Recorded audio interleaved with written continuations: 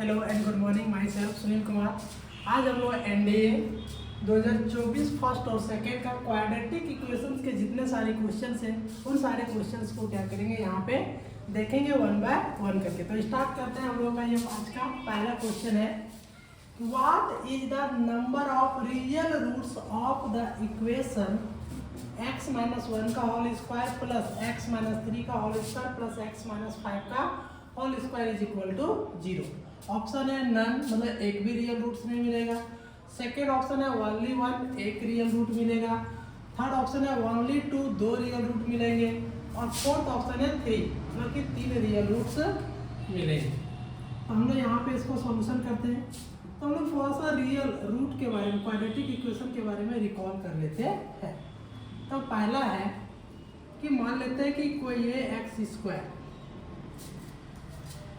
मतलब the equation क्या है, ये X square plus B X plus C is equal to 0 है। First case has first case 2 real roots. कितने real roots मिलेंगे? 2। If d is greater than is equal to 0 और d is equal to 0। Second जो हम लोगों का है equation, फिर हम लोग को मिलेगा imaginary roots if d is less than 0। अब हम लोग आते हैं क्वेश्चन पे दिया हुआ क्या है। तो क्या दिया हुआ है क्वेश्चन पे, x माइनस 1 का whole square plus x minus 3 का whole square plus x minus 5 का whole square is equal to 0। अब इसका देख लेते हैं कि कितना रियल रूट मिलेगा। तो मतलब कि हम लोग को रूट रियल मिलेगा कि नहीं मिलेगा, ये कौन डिसाइड कर रहा है? d डिसाइड कर रहा है। अब देख लेते हैं कि d का क्या मान आ रहा है। d का मान लेस देन 0 आ रहा है या फिर इक्वल टू 0 आ रहा है या फिर क्या आ रहा है, ग्रेटर देन 0 आ रहा है। अगर इन तीनों के अकॉर्डिंग हम लोग का रूट्स डिसाइड हो पाएगा। तो यहाँ से आते हैं, तो ये मेरा क्वाड्रेटिक इक्वेशन दिया है, इसको सिंप्लीफाई करते हैं। तो ये माइनस बी के होल स्क्वायर के टर्म में x square minus 2x plus 1 हो जाएगा। यहाँ पे सिंप्लीफाई करते हैं तो x square minus 6x plus 9 हो जाएगा। प्लस इसको सिंप्लीफाई करते हैं तो एक्स स्क्वायर माइनस 5 या 10x प्लस 25। आगे मूव करते हैं तो एक एक्स स्क्वायर और एक एक्स स्क्वायर कितना हो जाएगा, 3x स्क्वायर हो जाएगा। Minus 6x minus 2x minus 8x और माइनस 10x माइनस 18x हो जाएगा। फिर यहाँ से प्लस 25 और 9 34 सारे कितना बन गया, ये 35 इज इक्वल टू 0। अगर हम इसको कंपेयर करें ये X square plus B X plus C is equal to 0 से, तो अब हम लोग यहाँ पे कंपेयर करेंगे तो d इज इक्वल टू होता है बी स्क्वायर माइनस 4ac। अब b का मान इसको कंपेयर करेंगे तो कितना लिखा हुआ है, माइनस 18 का स्क्वायर माइनस 4 इंटू ये का मान यहाँ पे कितना है, 3 है, इंटू c का मान कितना यहाँ पे है, 35। तो यहाँ से 18 का स्क्वायर कितना हो गया, 326 माइनस 4 तिया 12। तो काम करते हैं 35 4 तिया 12 ऐसे कर लेते हैं। यहाँ पे 35 गुना कितना हो गया, 70 70 70 140 और 3 गुना 140। तो यहाँ से 326 माइनस 4 तिया 42 420। तो ये तुम्हारा 35 या इसको कितना करेंगे तो ये कितना हो जाएगा, 0 में से 6 चला जाएगा, 0 में से 6 चला जाएगा तो कितना बचेगा, यहाँ 10 में से 6 जाएगा तो 4। नेक्स्ट हम लोग चलते हैं तो यहाँ पे मेरा हो जाएगा कितना, फिर आगे हम लोग बढ़ते हैं तो हो जाएगा मेरा 2। इसको यहाँ से 12 में से, मतलब यहाँ से 11 में से 6 2 जाएगा, कितना बचेगा यहाँ पे 9, मतलब कि माइनस 94 आ गया। कितना आ गया है, माइनस 94। अगर -94 आ गया तो ये कैसा आ गया, मतलब डी का जो मान निकल के आया है वो क्या आ गया, लेस देन 0। और डी अगर नेगेटिव आ गया है इसका मतलब क्या हो जाएंगे, नो रियल रूट। यहाँ से हम लोग ये कह सकते हैं कि therefore the equation has no real root, मतलब एक भी रियल रूट नहीं मिल पा रहा है। तो इसका मतलब डी लेस देन आ गया तो कोई रियल रूट नहीं पूछा। क्वेश्चन में पूछा what is the number of real root, तो नो रियल, इसका मतलब ये हो गया कि नंबर ऑफ रियल रूट्स एक भी नहीं होगा, तो इसको क्या बोलेंगे हम लोग, नन, जो मेरा ऑप्शन नंबर ये में ही दिया हुआ है। अब हम लोग अगले क्वेश्चंस की तरफ मूव करते हैं। अब हम लोगों का अगला क्वेश्चन है कि the roots of the equation 7x square minus 6x plus 1 is equal to 0 are 10 alpha and 10 beta, where 2 alpha and 2 beta are the angles of triangle. Which are of the following is correct? The triangle is equilateral. The triangle is right angle triangle. The triangle is isosceles triangle but not right angle triangle. The triangle is right angle isosceles triangle. मतलब बोल रहा है कि ये जो equation है इसका जो रूट्स निकला हुआ है 10 अल्फा 10 बीटा निकला हुआ है, और ये 2 अल्फा 2 बीटा जो है एक ट्रायंगल है, उसका ये एंगल है, मतलब हम लोग को तीसरा एंगल दिया हुआ अभी नहीं है। तो पूछ रहा है कि आपका जो ट्रायंगल मिलेगा वो किस टाइप का ट्रायंगल होगा, इक्विलैटरल ट्रायंगल होगा, राइट एंगल ट्रायंगल होगा, right angle triangle isosceles triangle होगा, या फिर राइट एंगल सिर्फ होगा लेकिन आइसोसेलेस नहीं होगा। तो हम लोग थोड़ा सा इसका बेसिक रिकॉल कर लेते हैं, इसमें जो जो डाटा यूज होगा। तो इसमें बेसिक जो यूज होगा वो क्या होगा, relation between roots and coefficient of roots and coefficient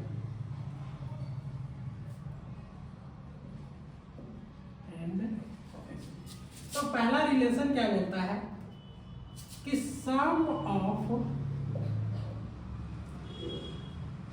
roots is equal to minus coefficient of x बटा कोफिशिएंट ऑफ x स्क्वायर। दूसरा रिलेशन क्या बोलता है कि प्रोडक्ट ऑफ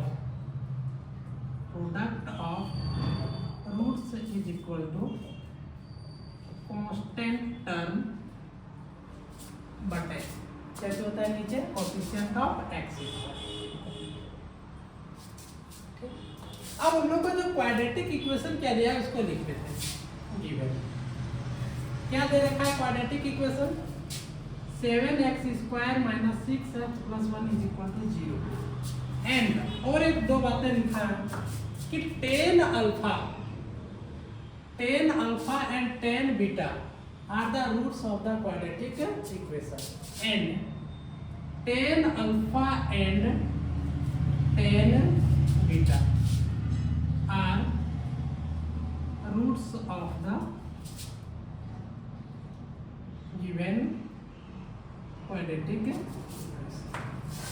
इसका मतलब ये दे रखा है therefore कि 10 alpha plus 10 beta sum of roots is equal to minus coefficient of x बटा कोफिशिएंट ऑफ x स्क्वायर। तो माइनस कोफिशिएंट ऑफ x कितना है यहाँ पे -6 है बटा कोफिशिएंट ऑफ x स्क्वायर कितना है 7 है, यानी कि 6 बटा कितना निकल के आ गया 7 एंड प्रोडक्ट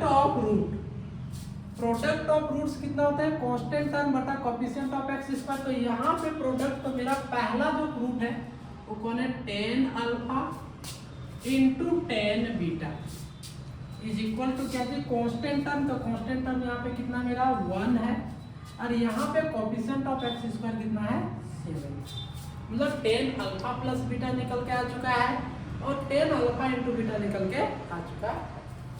अब हम लोग यूज करते हैं डाटा का आगे।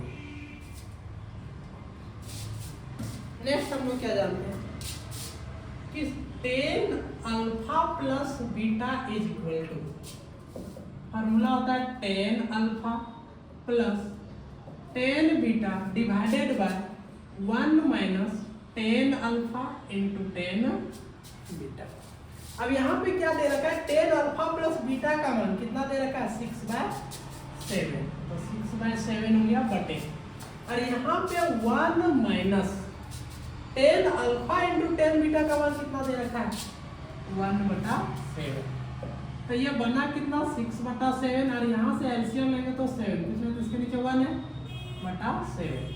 तो आया कितना यहाँ से, ये 6/7 बटा, यहाँ पे भी 6/7 कट गया तो कितना आ गया ये 1, यानी कि 10 alpha plus beta is equal to कितना आ गया मेरा 1। अब हम इधर वाले को मिटाते हैं, नीचे वाले को। तो यहाँ से मेरा 10 अल्फा प्लस बीटा कितना आ चुका है, 1 आ चुका है। तो 10 alpha plus beta is equal to कितना आ चुका है मेरा 1 आ चुका है। तो यहाँ से 10 अल्फा प्लस बीटा, और 10 कितना डिग्री का मान 1 होता है, तो हम लोग को पता है कि 10 45 डिग्री का मान 1 होता है।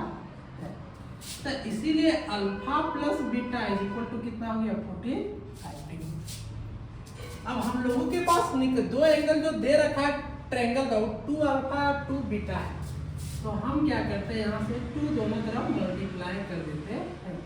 तो 45 इंटू 2 यानी कि 2 alpha plus 2 beta is equal to कितना आ चुका है 90 डिग्री। मतलब कि किसी ट्रायंगल के दो एंगल का सम कितना आ चुका है, 90 डिग्री आ चुका है। तो डेफिनेटली कि तीसरा जो एंगल मेरा आएगा वो पक्के से क्या हो जाएगा, 90 डिग्री हो जाएगा। और जैसे ही मेरा तीसरा एंगल 90 डिग्री होगा, और ट्रायंगल कैसा बनेगा, राइट एंगल ट्रायंगल बनेगा। मतलब अब ये मेरा इक्विलैटरल ट्रायंगल तो हो ही नहीं सकता है। अब ये होगा तो राइट एंगल ट्रायंगल हो सकता है, या फिर राइट एंगल आइसोसेलेस ट्रायंगल भी हो सकता है। तो हम लोग आगे के ऑप्शंस के लिए फिर आगे इसको फर्दर सिंप्लीफाई करते हैं। अब इसको थोड़ा सा मिटा देते हैं। अब हम लोगों के पास आ चुका है अल्फा 2 अल्फा प्लस 2 बीटा का मान आ चुका है। अब मान लेते हैं कि मेरे पास कोई एक ट्रायंगल है, यहाँ से तो पता चल गया कि 2 का सम 90 हो रहा है, तो एक तो पक्के से 90 होगा। तो मान लेते हैं कि ये 2 अल्फा है और ये कितना है 2 बीटा है। ये एंगल निकाल लेते हैं। तो इस ट्रायंगल का नाम अभी कर लेते हैं ए बी सी। तो triangle A plus triangle B plus triangle C is equal to होता है 180 डिग्री। यहाँ पे साफ साफ बोला गया है कि 2 alpha and 2 beta are the angles of a triangle. तो एक एंगल हमने ले लिया 2 अल्फा और इसको ले लिया 2 beta plus angle C is equal to 180 degree. तो यहाँ से 2 अल्फा प्लस 2 बीटा का वैल्यू आ चुका है, कितना आ चुका है 90 degree plus angle C is equal to 180 degree.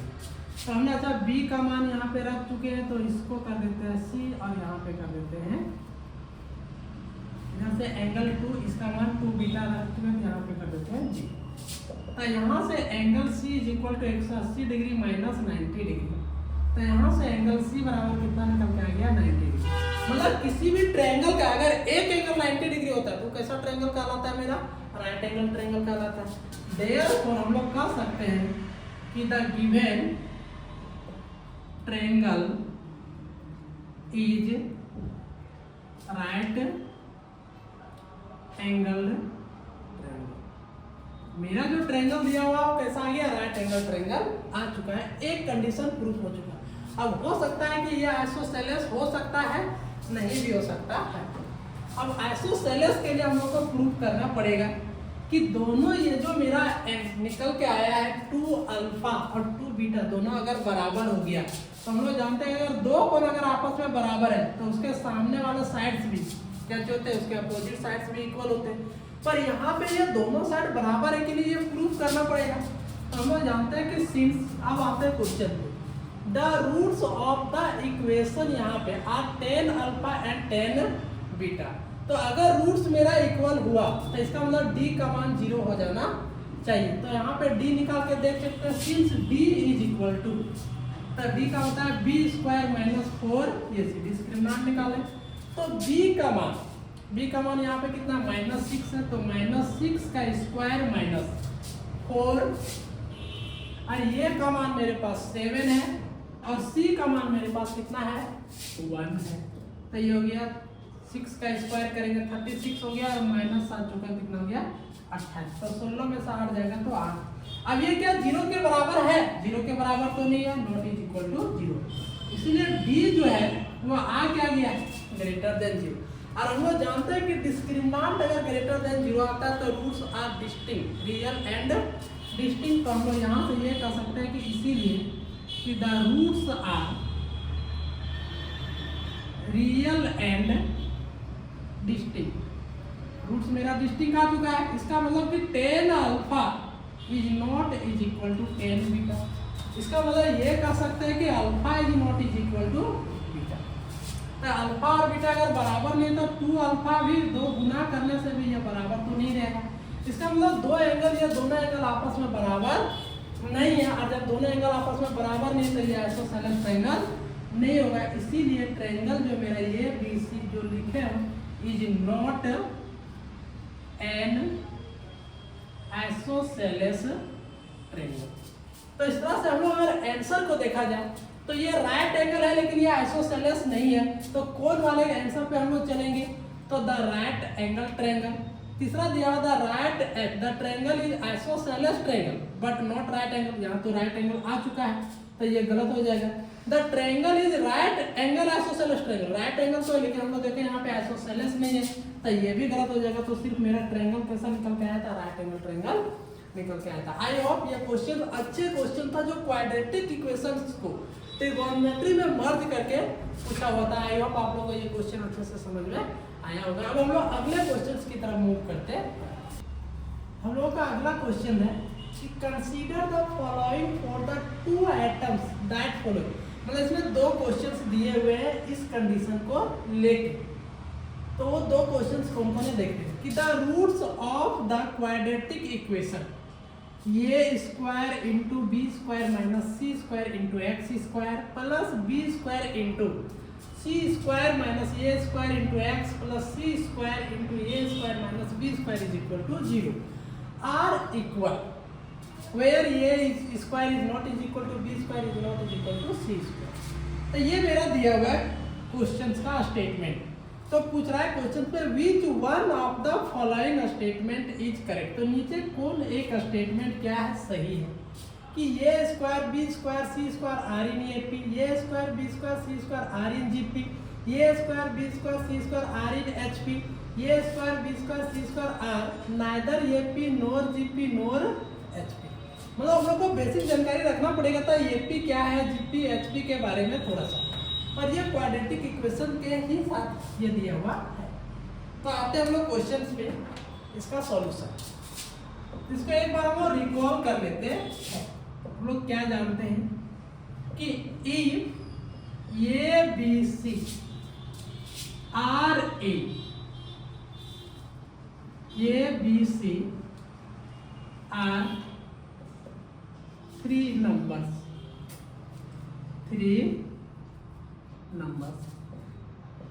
then पहला इन एपी क्या हो जाएंगे? एपी में हो जाएंगे if b is equal to A plus C divided by 2।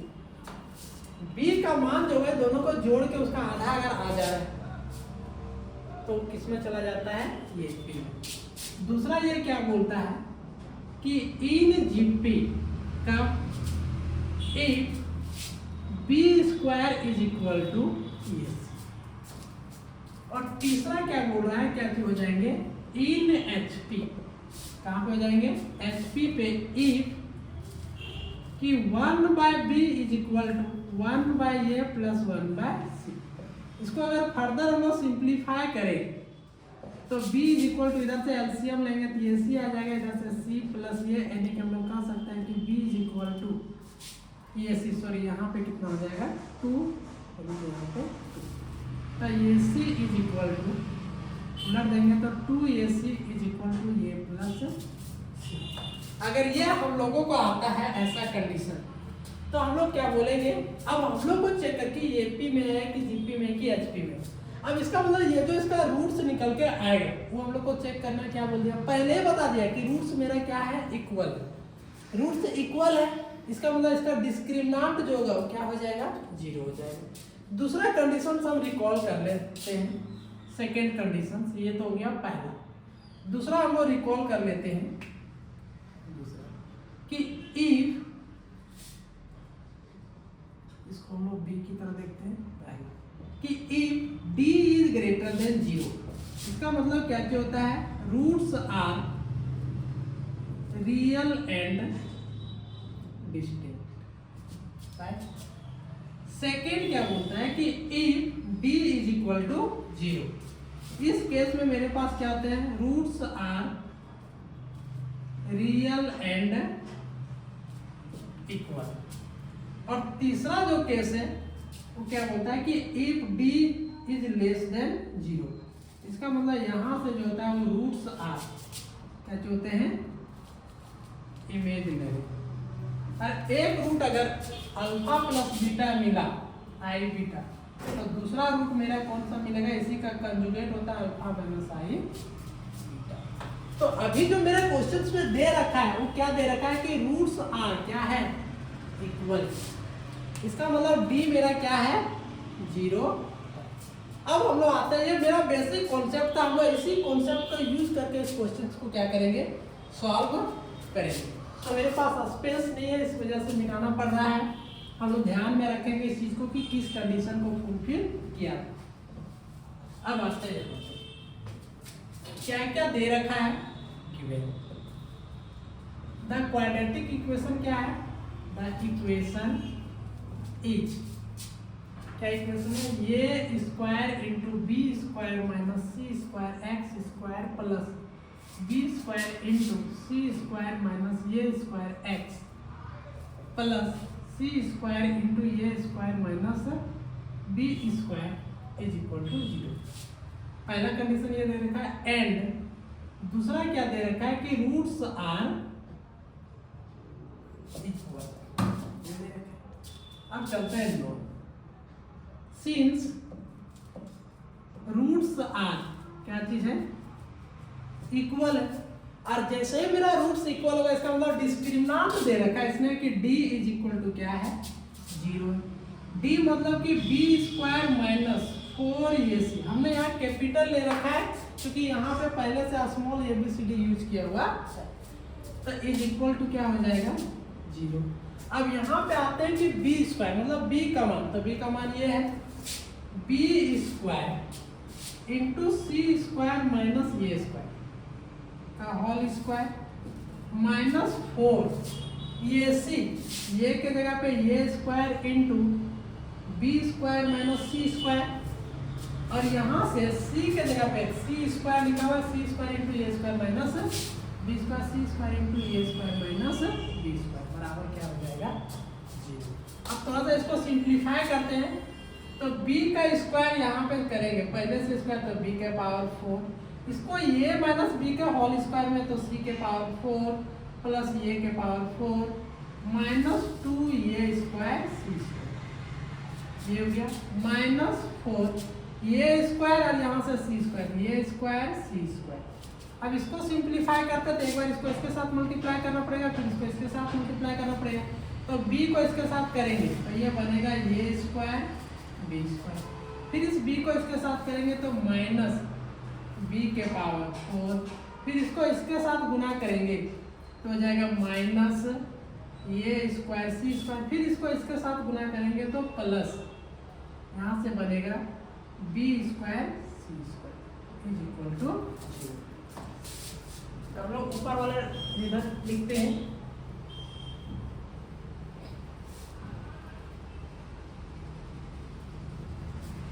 तो मेरा आगे क्या हो जाएगा, यहाँ से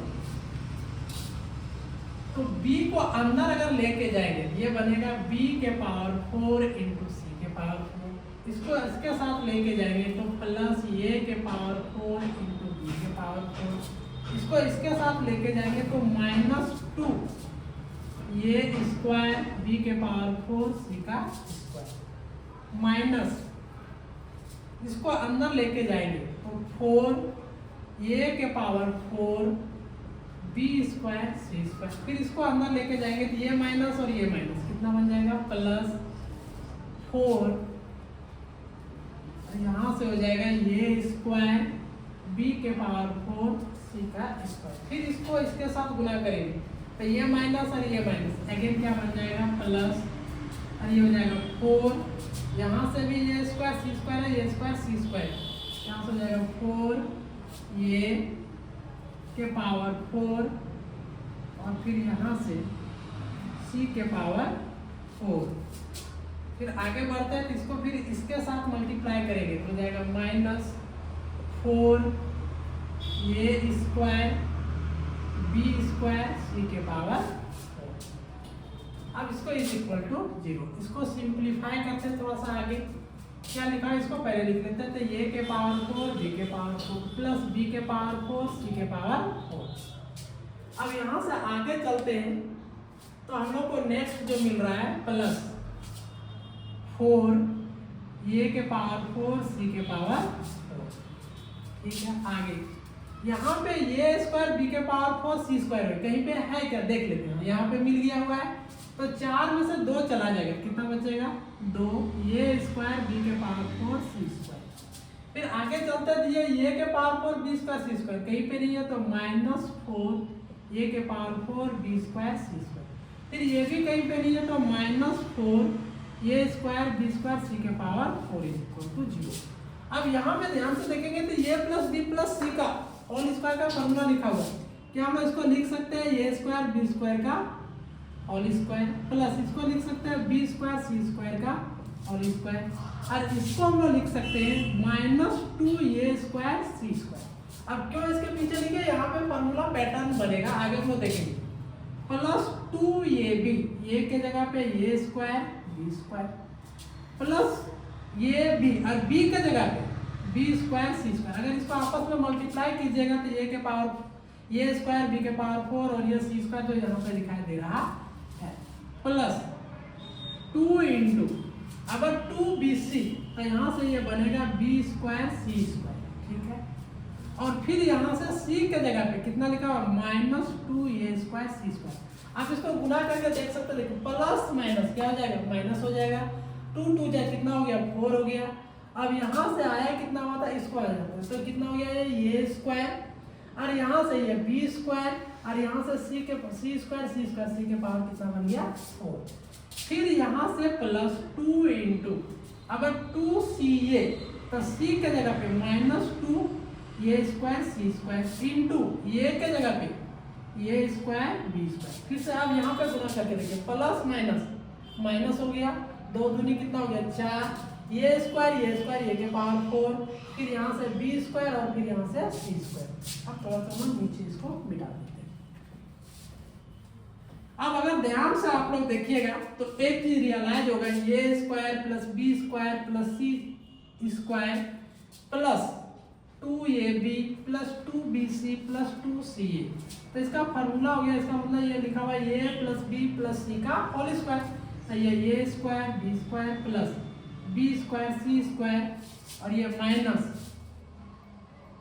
प्लस अंदर माइनस लेते हैं 2 ये स्क्वायर सी स्क्वायर और ये पूरे का whole square is equal to 0।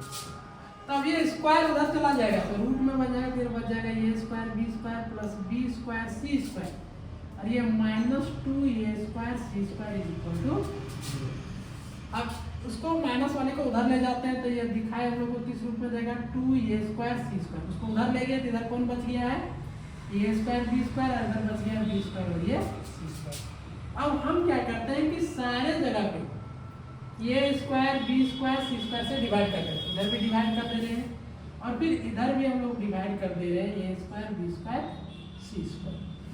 फिर हम लोग क्या करेंगे प्लस इधर भी हम लोग डिवाइड कर दे रहे हैं ये square B square C square. एक इंटरेस्टिंग फैक्ट यहाँ पे दिया होता है ये square B square C square not if, अगर आपस में ये होता तो यही 0 हो जाता यही 0 हो जाता है, तब तो क्वेश्चन ही नहीं बनता। अब यहाँ से ये स्क्वायर और सी स्क्वायर कट जाएगा तो ये स्क्वायर यहाँ से कट गया सी स्क्वायर यहाँ से कट गया। आगे अगर देखें तो यहाँ से पूरा ये स्क्वायर बी स्क्वायर कट जाएगा, फिर यहाँ से ये बी स्क्वायर कट गया और यहाँ से ये सी स्क्वायर कट गया। तो मेरे पास बचा क्या रह गया है इसको ऊपर लिखते हैं।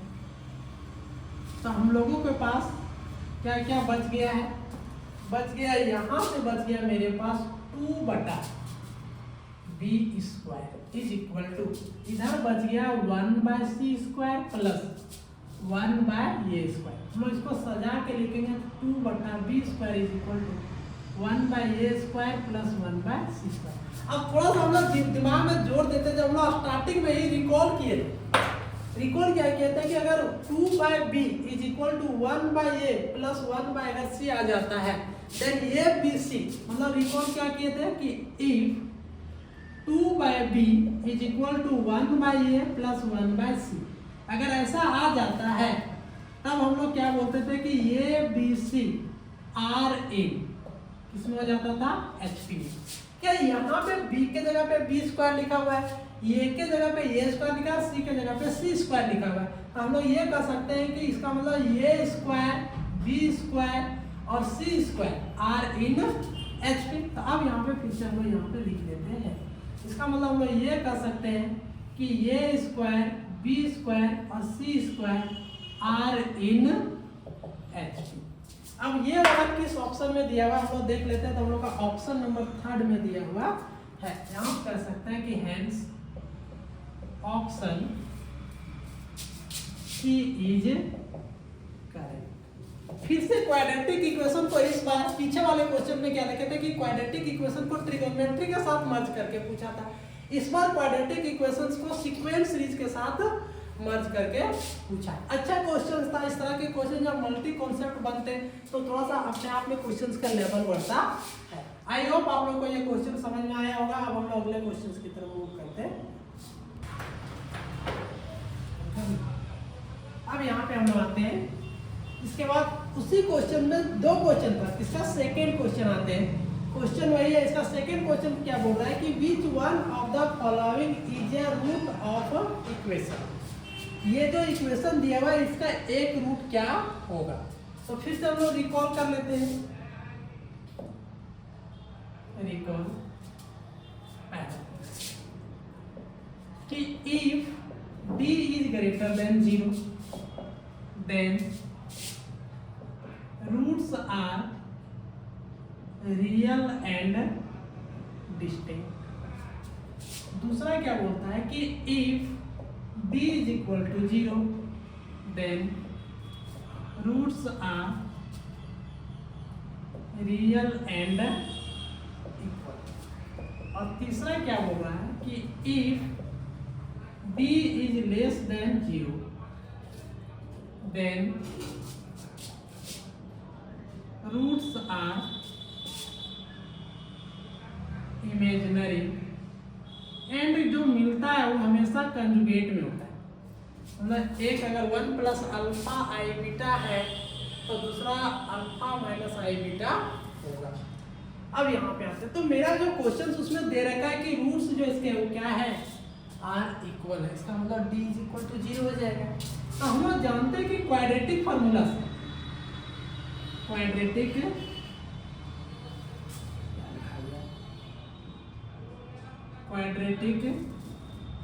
फार्मूला से कहते हैं कि x is equal to minus B plus minus root under b² minus 4ac divided by 2। लेकिन इसने रूट को इक्वल बताया, इसका मतलब d मेरा 0 हो जाएगा, मतलब ये टर्म मेरा 0 हो जाएगा, तो आएगा कितना माइनस b/2।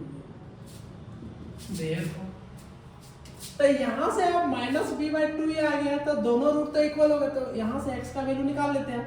तो माइनस b, अब b मेरा क्या रहता है, कोफिशिएंट ऑफ क्या है x, तो कोफिशिएंट ऑफ x यहाँ पे क्या है b² into c² minus a² divided by 2